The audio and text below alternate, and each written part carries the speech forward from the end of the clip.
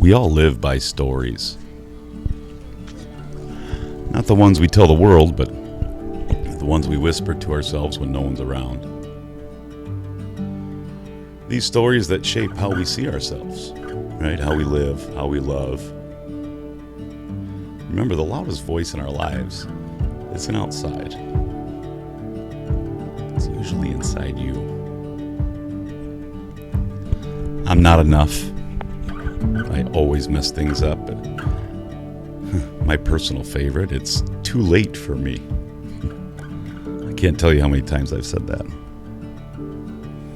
We don't always speak them out loud, but we sure do live them.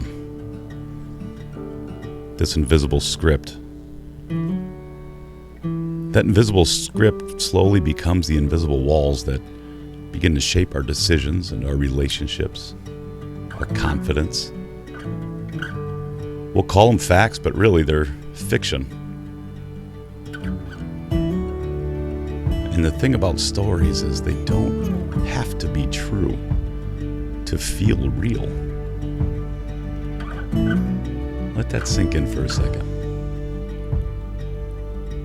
Stories do not have to be true to feel real. You see, most of our stories started long before we could even question them. Maybe a parent's belief, or a teacher's tone, a sibling fight, a moment where we failed and decided that we were the failure. That is how identity forms. It's not from truth, but from repetition and, frankly, foggy recollection. When we hear something enough times, it becomes to be the script of our lives. See, it's called the illusionary truth effect.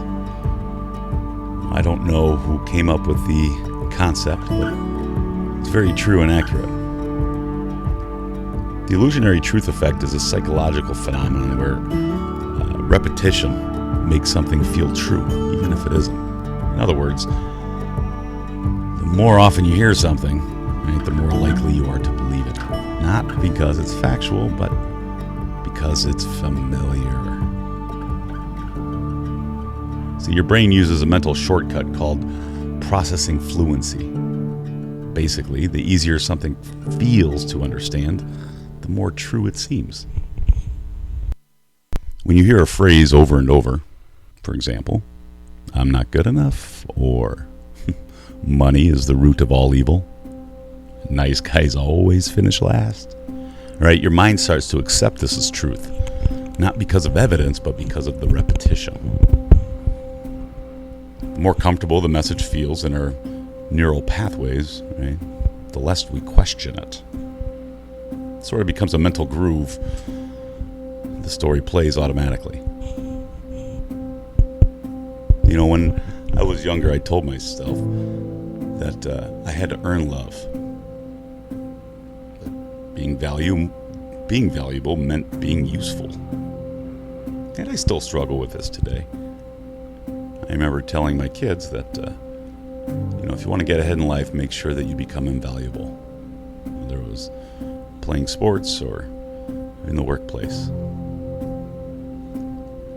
So I worked harder, right? I stayed later. I pushed past burnouts, almost like it was a badge of honor. And even when I achieved something, I couldn't really feel it. Because the story in my head still, you're just not there yet. One day someone asked me, in not so many words, said, if that story isn't serving you anymore, why do you keep reading it? Yeah, that one hit hard. Truth usually does. So that's when I realized that I wasn't necessarily living my life. I was living a narrative, and I honestly didn't even know if it was my narrative. My mind had become the author, and I was just a character stuck in someone else's plot. So I did something small, something simple. I started writing. More importantly, I started rewriting. Every time I caught an old thought, I added one word. Yet. I am not there yet. I don't belong there yet. Yet. It's a reframe. See, that's the power of reframing your story. The person who once said, I'm broken, can become the one who says, I'm rebuilding. The one who says, I'm lost, can start saying, I'm exploring. You see, the one who said it's too late can whisper, I am just beginning. You don't need to erase your past, you just need to stop letting it hold the pen. Every day you get a chance to choose. Will you repeat the story or will you rewrite it? You can't always change the past, but you can change the meaning you give to it. Right? The pain that used to define you can become the reason you help others. That's what I'm doing. The mistakes that once haunted you become the wisdom that guides you. You are not your story, you are the author. And the pen has been in your hands the whole time. So maybe tonight you close your eyes and ask yourself, what story am I living by?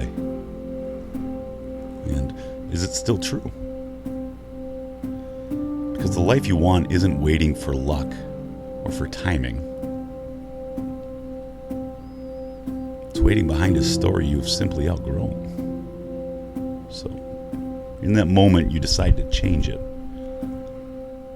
everything else will change with it. See, you are not what happened to you.